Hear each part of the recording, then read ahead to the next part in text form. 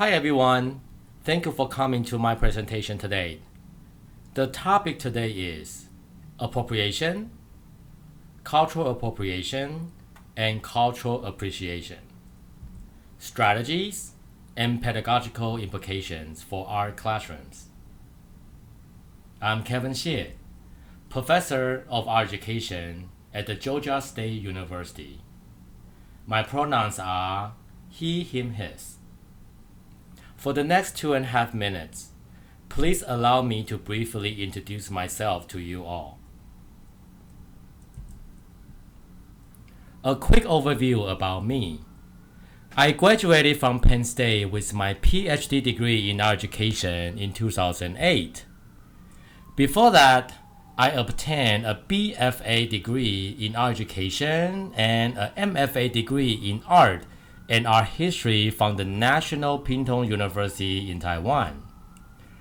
I taught elementary art for 4 years while I attended graduate school for my master's degree. During my doctoral study at Penn State, I did my summer internship at the Philadelphia Museum of Art, Educational Department in 2005 and 2006, and then the Curatorial Department in 2007.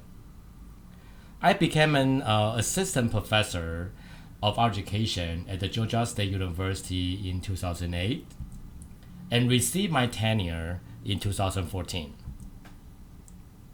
I mainly teach courses related to digital technology, museum education, Chinese art history, and contemporary issue in art education. With my passion for administration, I was elected as the Higher Education Division Chair of the Georgia Art Education Association in 2012, and then I served 2-year term. In the same year, I became the Art Education Program Coordinator and served as the University Faculty Senate. Since 2012, my research focus centered on interdisciplinary art education, museum education, technology, and Chinese art history.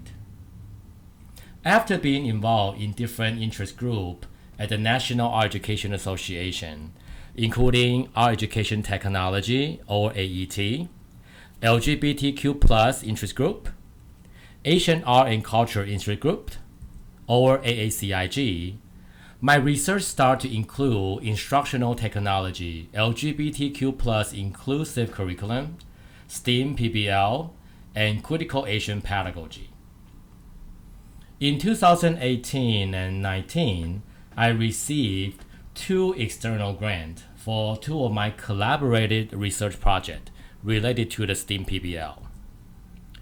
Because our education program at the Georgia State worked closely with the College of Education, I was elected as the Georgia State University Professional Education Faculty Chair in 2021 and represented more than 300 faculty. I received my full professorship on April 16 this year. Please feel free to use your mobile devices and scan the QR code for more information about my research and publications, as well as my personal and student work. You are also welcome to send me a message if you have any questions.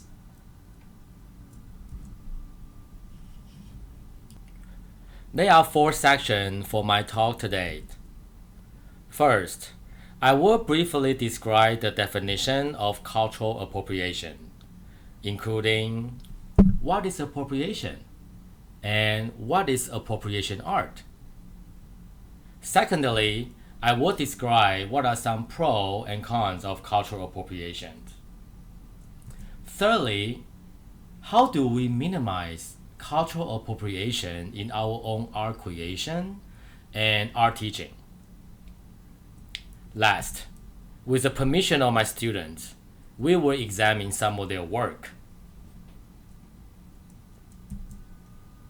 First section, what is cultural appropriation? Before we dive into the meaning of cultural appropriation, it might be helpful for us to look at the word separately. Culture, appropriation, appropriation art, And then cultural appropriation. Culture. A theorist, Raymond William, offered definition of the modern culture. William describes the modern definition of culture exists under three different umbrellas surrounding each individual. Ideologies, meaning the intellectual, spiritual, and aesthetic development realm of culture that encompasses shared ideology and beliefs. To give an example, such as patriotism and faith. Both can inspire cultural production but not necessarily performing rituals or ceremony. Second umbrella, shared way of life of certain defined group of people. Cultural productions, the third umbrella, including shared creative and artistic productions, such as art, music, performance art, film, song, literature, and general representation of a given culture or group of people. A more simple way to look at culture is that we can see culture is a series of concentric circles radiating outward, depending on the scale of the people who share the same or similar way of living, belief, or ideology. Culture is consistently occurring, changing, evolving, and most importantly shared. So is the definition.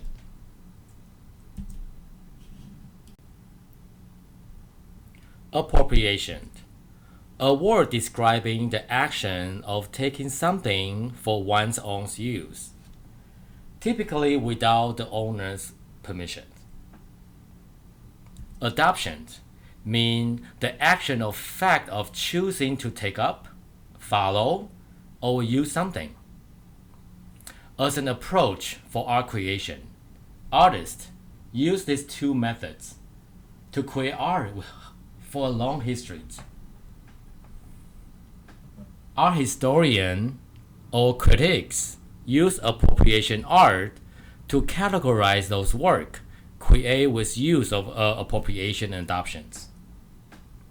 Appropriation art purposefully recontextualize, copies, or alters whatever it borrows from, and the artwork still contains the original object, which remain available in its original form, as well as provide a freshness of creations.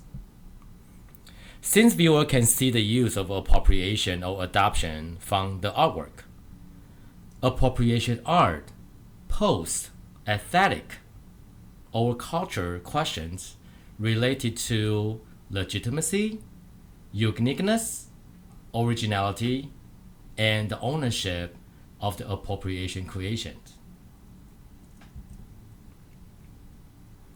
Let's take a look at these two works. The one on the left was created by Van Gogh in 1889. The one on the right was created by Delacroix in 1850. Vincent van Gogh often used appropriation and adoption as approaches to create his works. This work, Pieta on your left, Oil on Canvas, a collection at the Van Gogh Museum in Amsterdam, appropriate Delacroix's 1850 composition and genre, with a mirrored composition of the two figures. So the debate on appropriation art posing the legitimacy, uniqueness, originality, and ownership of the work.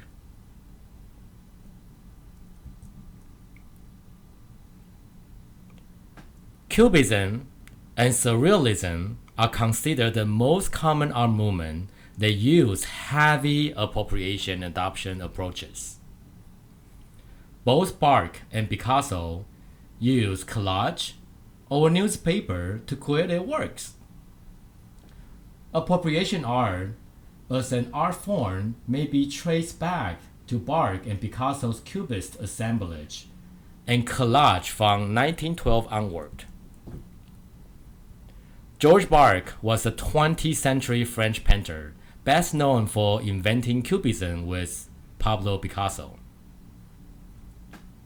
In Violin and Sheet Music, Metropolitan Museum Collection, Barque depicted violin more than any other instrument.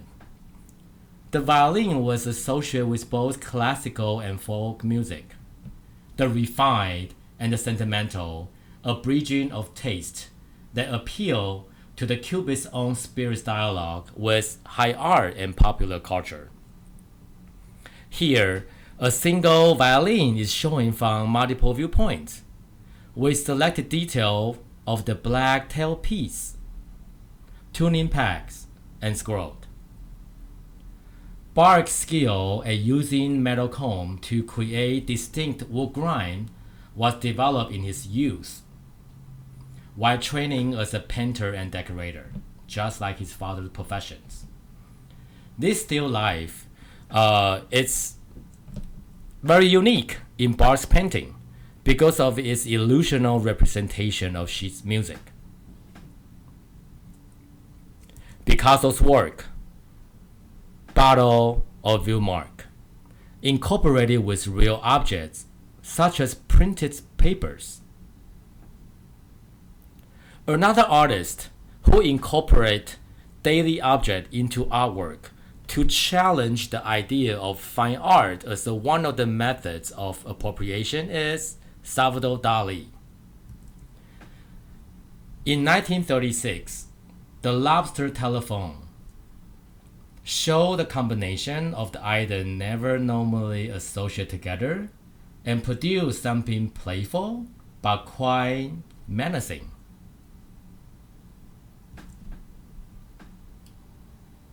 So, when culture is used for appropriation art, there is another layer of power involved and become cultural appropriation. Or in other words, whose power to use whose culture? In 2017, the National Art Education Association published its statement regarding cultural appropriation. In its statement, quote, "Cultural appropriation is the adoption of certain elements from another culture without the consent of people who belong to that culture." End quote.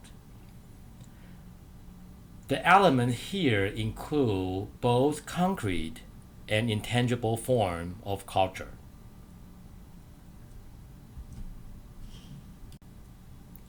Cultural appropriation can have serious impacts, no matter it is intentional or unintentional.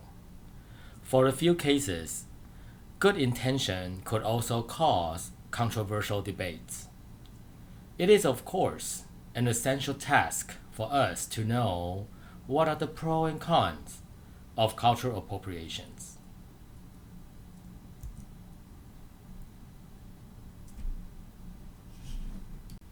In 2015, Museum of Fine Art or MFA Boston exhibit Claude Monet painting La Japonaise, which depicts a French artist's wife wearing Japanese kimono posing with a hand fan.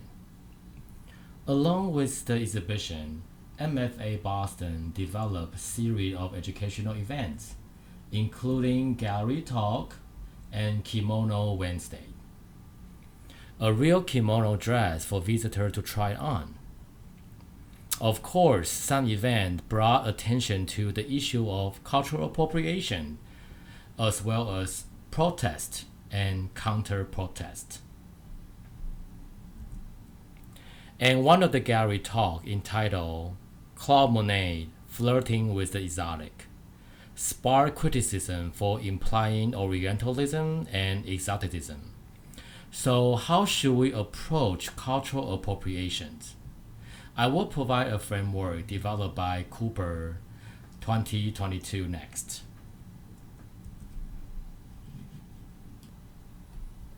This figure was developed by Cooper and illustrated by me in 2022. It shows some way that educational discourse about equity and social justice may be influenced by bias, the blue part in the figures, stereotype, the green part, and the cultural appropriation, the orange part. Bias exists on a continuum from implicit to explicit.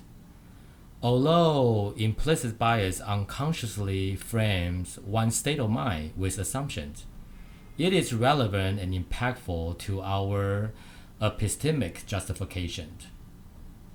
Toribio, 2018. Explicit bias, on the other hand, may prompt one to orchestrate intentional racist acts. Stereotype exists within one's attitude, belief, and prejudice toward different ethnic groups or power structures. They are constructed and maintained as a cultural cliché, evidenced in idea, visual thoughts, and linguistic application toward others. Acceptable cultural cliché lead to social aphorism that enter mainstream perspective as a cultural value. Recognizing that students' well-being is greatly impacted by stereotype, White 2018 urged higher education institutions to develop preventative intervention to combat school media representations, ease pressure to comply with social prejudice norm, and establish supportive network. Cultural appropriations occur when individuals misrepresent the culturally significant practices, costume, and aesthetics of other culture with superficial adaptations. Subject appropriations are realized through the purposefully representation or inclusion of ethnic group. Typically, this practice leads to tokenism that may further omit cultural context and exclude marginal culture. If our teacher preparation program do not actively include critical and equitable representation in our planning, then practice designed to support social justice, anti-racism, and equity, diversity, and inclusion will not be sustained. Meaningful and relevant strategy must be included to strengthen, preserve our teachers' understanding of self-identity and cultural identity. All those terms will remain nothing but illusion of inclusion, characterized by token, gesture, and political cultural cliché.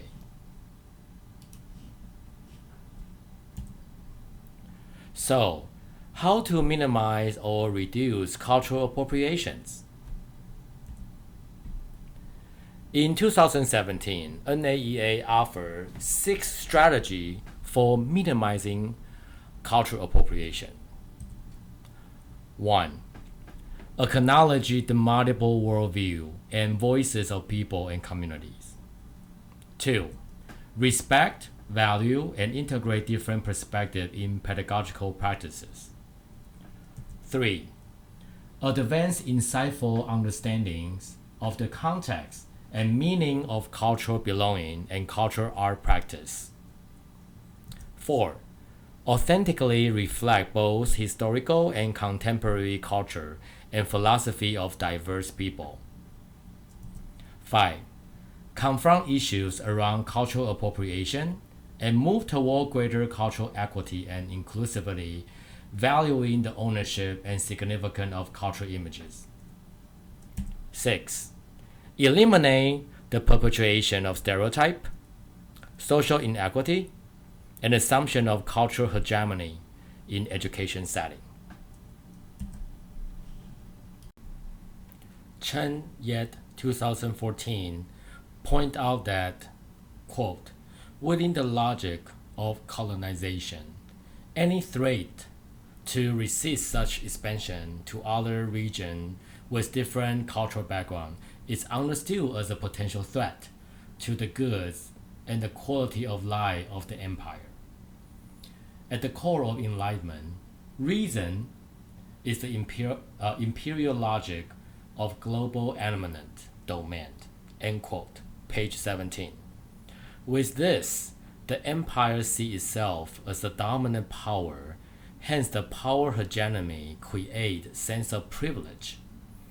In order for us to avoid placing ourselves over other and to minimize cultural appropriation, when we are appreciating culture other than our own, we need to be aware of two potential systematic attitudes called cultural hegemony: marking other culture and the power relations. For our classroom practices, teachers should guide students not to mock other culture and to avoid the concept of power hegemony. Next, let us take a look at each of the NAEA strategy with example of my student work. Number 1, acknowledge the multiple worldview and voice of people and community. In this computer game character design assignment, my student CM integrate characteristics from Captain America, Puerto Rican flag, Iron Man, and Western cowboy for her design. She named her character Trippy. CM want to express different aspects of hero from different perspectives. Second, respect, value, and integrate different perspectives in pedagogical practices. In spring, I invite my pre-service art teacher to review 5 Disney's animation and discuss different representation and misrepresentation of people and culture depicted in these 5 animations. The 5 animations are Raya and the Last Dragon, Moana, Luca, Encanto, and Zootopia. My student KS created this work. In his work, after reviewing Encanto, which depicted Colombian culture, he created a work entitled Don't Say Bruno, Don't Say Gay. He used this work in response to some state law on Don't Say Gay. Next, advance insightful understanding of the context and meaning of cultural belonging and cultural art practice. In 2019, one high school art teacher collaborated with me on a 3-dimensional art lesson inspired by Chinese 14th century table. To help high school students to gain a solid conceptual understanding of the complexity of the Chinese cultural artifact. During this lesson, we emphasized the historical and philosophical context surrounding the design and creation of the Ming Dynasty table. We then introduced a unique mechanism that Ming craftsmen use. This mechanism called mortise and tenon to those high school students. And the high school student will apply this mechanism to their design, and then they design the lantern without using any glue. Fourth, authentically reflect both historical and contemporary culture and philosophy of diverse people. When learned about Chinese Shang Dynasty Tao Tie is mean animal creature. This Tao Tie motif. My student first investigate the various meaning of the Tao Tie motif and how Shang people portrayed Tao Tie through their original ideology and historical context. My students then use recycled materials such as cardboard, VHS tape, and tissue paper to create their own Tao Tie mask. In this figure, you will see how students they make the note from their research, and then the final product of their 3-dimensional Tao Tie mask. Toward the end, they need to use in animation application to animate their Tao Tie mask. Next, confront issue around cultural appropriation and move toward greater cultural equity and inclusivity, valuing the ownership and significance of the cultural images. So in this picture, when learn about the rise of women's voices and multicultural infusion in the 6th to 9th century Chinese Tang Dynasty, my student appropriate the images of Tang Dynasty female dress with incorporation of current women rights movement to her art poster creations. This is just one example of this strategy.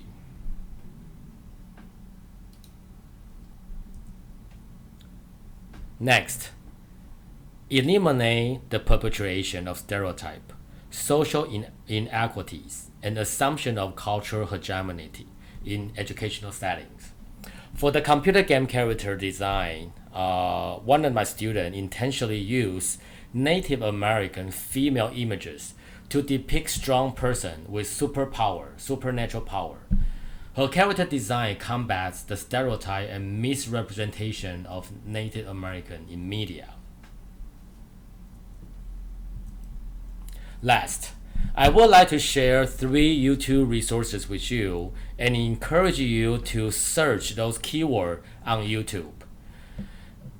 This video will provide some new thoughts for you to ponder in terms of cultural appropriation.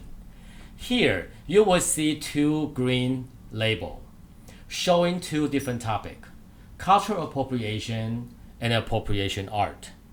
Under the label of cultural appropriation, I listed 2 different videos. The video of what is cultural appropriation was published on January 8, 2019, while the video of the rise and fall of cultural appropriation was released on April 12, 2022.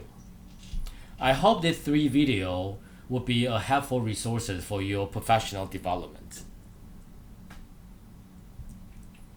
To conclude my presentation, I offer 3 summaries and encourage you to practice this in your teaching. Art has the power to disrupt silence surrounding gender, race, class, and sexuality privilege. Appropriation is an approach that has long history and has been used by artists to minimize inappropriate cultural appropriations. Being acquainted with knowledge and understanding about the culture and respecting the people who belong to that culture are important. Do not mock the culture and do not use the power hegemony perspective on other culture. Thank you for your time today for my talk. If you would like, you can using your smartphone and then scan the QR code and then send me message or send me question. Thank you so much.